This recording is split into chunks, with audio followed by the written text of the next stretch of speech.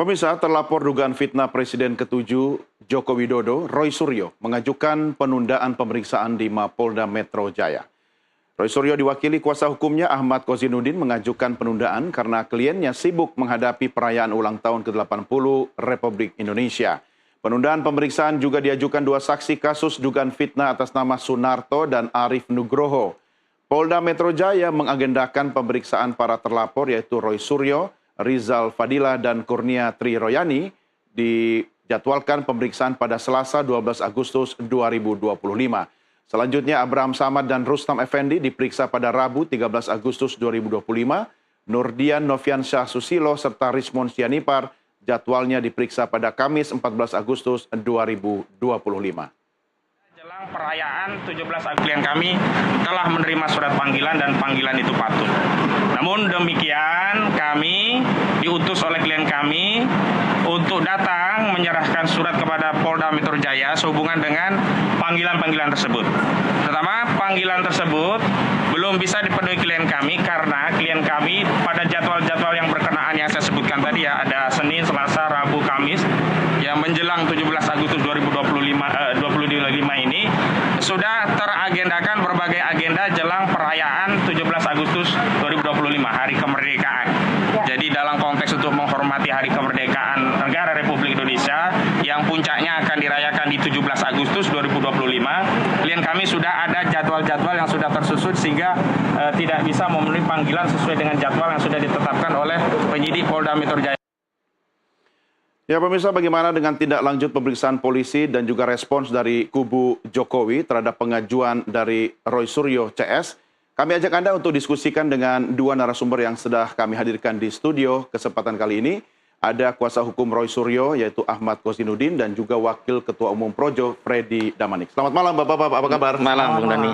Baik, sehat alhamdulillah. Oke, klien Anda kayaknya sibuk banget ya, sombong banget. Harus ditunda begitu ya? Super sibuk begitu. Lebih sibuk dari Presiden? Ya, tentunya dengan kesibukannya masing-masing, dalam kapasitasnya masing-masing, setiap warga negara punya hak untuk mengajukan permohonan penundaan penjadwalan kepada otoritas dalam hal ini penyidik. Sudah diajukan? Dan kami sudah ajukan. Diterima atau? Ya kami sudah diterima. Sudah diterima. Kan? Nah, bahkan jadi besok nggak ada pemeriksaan ya? Iya, bahkan penyidik kemudian secara kooperatif menghubungi sejumlah PIC kami. Karena kami ada banyak, kami bagi tim-tim untuk mengawal, ada Bu Kurnia sendiri, ada Arif Nugroho sendiri dan sebagainya. Tadi sudah dihubungi juga tentang rencana penjadwalan pasca 17 Agustus itu kapan begitu. Dan kami tentu harus rapat dulu dengan sejumlah tim yang memang kami harus tetapkan karena ada dua hal yang harus kami pastikan. Pertama, kesiapan klien itu sendiri, yang kedua kesiapan tim untuk bisa mendampingi agar juga panggilan nanti bisa kami penuhi sesuai dengan jadwal yang diinginkan oleh penyidik. Tapi ada hal lain yang sebenarnya kurang terpotret tadi. Secara formal kan kami mengajukan permohonan penundaan, tapi secara material kami juga tadi komentari tentang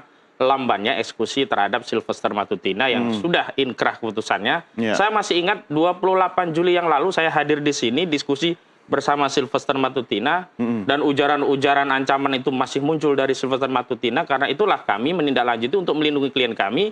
31 Juli 2025 datang ke Kejaksaan Negeri Jakarta Selatan untuk mempertanyakan bagaimana mungkin ada putusan yang sudah 6 tahun divonis sejak 2019 tapi hingga hari ini tidak dijalankan.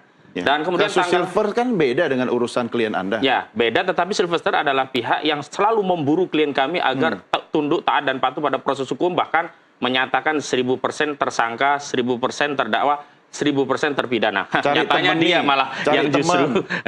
Dan bukannya dari teman, kita harus ya equal lah. Kalau dia mau mengatakan klien kami itu akan jadi tersangka. Dan terdakwa dan kemudian dipidana, hadapi dulu proses hukum dan taati sehingga dia dengan sukarela mengeksekusi dengan menyerahkan diri kepada kejaksaan. Kasihan nih, kejaksaan hari ini seperti ya dilempar kotoran oleh Sylvester Matutina. Seolah-olah negara kalah melawan Sylvester Matutina. Tumben sekarang Anda bela aparat penegak hukum, biasanya Anda tidak percaya pada mereka. Tidak dalam konteks membela atau tidak. Kalau ada sesuatu yang sudah harus dilaksanakan, seperti eksekusi, semua sepakat. Aturannya juga jelas, harus dilaksanakan. Mana mungkin kita kemudian menyatakan, oh aparat tidak boleh mengeksekusi. Karena itu kewenangannya dan tugasnya, kecuali dalam konteks ya penyelidikan penyidikan masih ada perbedaan pandangan mana yang benar mana yang salah. Ini sudah putusan dan putusan sudah diuji oleh juris Mahkamah Agung Dan apakah putusan judik-judik Mahkamah Agung bisa dikesampingkan dengan tindakan-tindakan yang tidak sesuai? Jadi sebenarnya begitu? Anda ini meminta menunda pemeriksaan itu untuk buying time sambil bargainingnya dengan silver itu atau bagaimana? Tidak, dalam konteks secara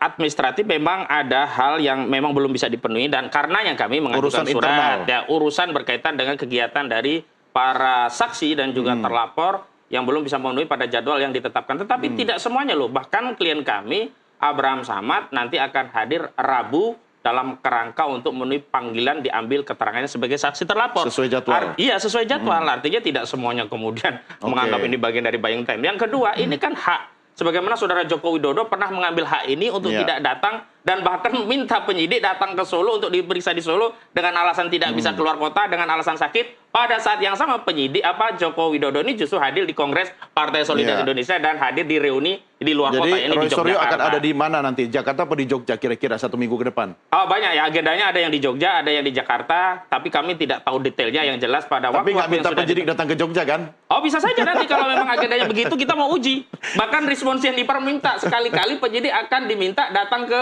Bali G sana di Sumatera Utara agar ada asas persamaan di muka hukum gitu. Oke, Bang Freddy, komentar Anda dulu. Ya, pertama memang tadi Bung Ahmad udah menyampaikan bahwa komunikasi tentang jadwal pemeriksaan itu mau jadwal ulang dengan alasan-alasan yang disampaikan, alasan sakit misalnya, alasan kesibukan, waktu yang tidak tepat dan alasan-alasan lainnya memang itu kerjaan advokat lah, itu biasa dilakukan. Apakah itu juga bagian dari strategi, bahasanya tadi Bung buying time, itu biasa aja. Sah-sah saja ya? Sah-sah saja. Mekanismenya juga sebetulnya memberikan itu. Karena memang ada panggilan 1, ada panggilan 2, dan seterusnya. Jadi itu sebetulnya di dalam proses penyidikan, panggil-memanggil, atur jadwal ulang, itu biasa aja sebetulnya. Hanya kan begini, nanti kan penyidik yang akan menilai itu, alasan yang wajar, kan begitu ya, sepanjang pengacaranya ataupun yang dipanggil, saksi yang dipanggil bisa memberikan alasan yang wajar, maka akan dijadwal ulang, maka akan dikomunikasikan kembali, itu nggak ada masalah. Penyidik pasti punya kriteria wajar atau tidak kan? Yes. Tapi dari analisa Anda, asumsi wajar atau tidak yang disampaikan oleh pengacara Roy Suryo tadi itu apa? Itu yang bisa diterima tidak? Itu yang saya bilang tadi ya. Apakah itu buying time? Biasa saja. Itu strategi, itu biasa saja. Hanya kan memang misalnya tadi argumennya selesai 17-an kemerdekaan. Nah, saya rasa bukan saya saja, penyidik juga menurut saya ini alasan subjektif saya sekali lagi ya, subjektif saya, menurut saya itu ya nggak wajar. Kenapa kalau nggak wajar? Alasan seperti itu. Kenapa? Misalnya, ya itu kan masih terlalu lama. Itu yang pertama. Yang kedua, ya kita kan bisa lihat. Ya, teman-teman ini kan sangat aktif. Aktif ya, apa? Roy Suryo dan teman-teman ini sangat aktif di publik segala macam.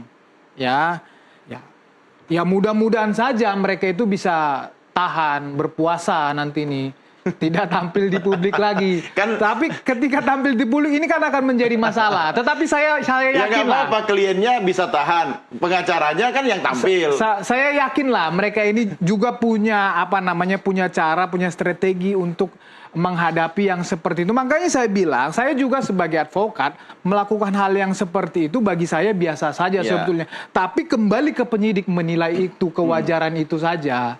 Begitu. Jadi bagi kami katakanlah pendukung Jokowi, ya sampai sejauh ini, per hari ini, menurut kami, ya kami belum bisa mengatakan bahwa misalnya katakan pengecut atau cemen atau apa, belum bisa mengatakan itu, kecuali nanti nih tidak datang betul. Nah, tidak datang yang kedua, yang ketiga dan seterusnya. Nah, meski itu hak, ya.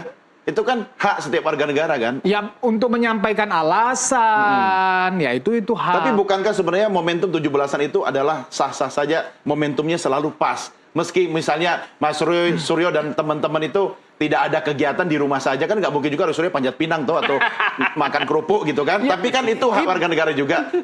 Ya hak warga negara kan mengikuti upacara itu, tapi kan nggak upacara ini 21 hari ini kan nggak upacara gitu loh. Tetapi ya itu tadi, itu kembali ke penilaian penyidik. Ya, sebentar. Wajar nggak Apa sih itu? yang sedang Anda rencanakan bersama teman-teman dalam kurun waktu 1 minggu ke depan? Tidak sedang kami rencanakan, tetapi klien kami sudah ada agenda dan ini berkaitan dengan satu perayaan yang sifatnya sakral bagi negara kita dan kami tidak bisa menghalangi. Mereka bertanya kepada kami, bagaimana Pak, di jadwal sudah ditetapkan oleh penyidik, kami ada agenda lain, ini juga ada rangkaiannya dengan peristiwa kemerdekaan. Ya sudah, kita akan komunikasikan. Terus bagaimana Pak kalau kami ada agenda yang sifatnya penyampaian pendapat di muka publik, tapi waktunya berbeda dengan penyidik. Nggak apa-apa, seperti malam ini, Roy Suryo Kurnia itu akan hadir di dalam sebuah acara program TV nasional dan mereka meminta izin kepada kami. Ya kami izinkan.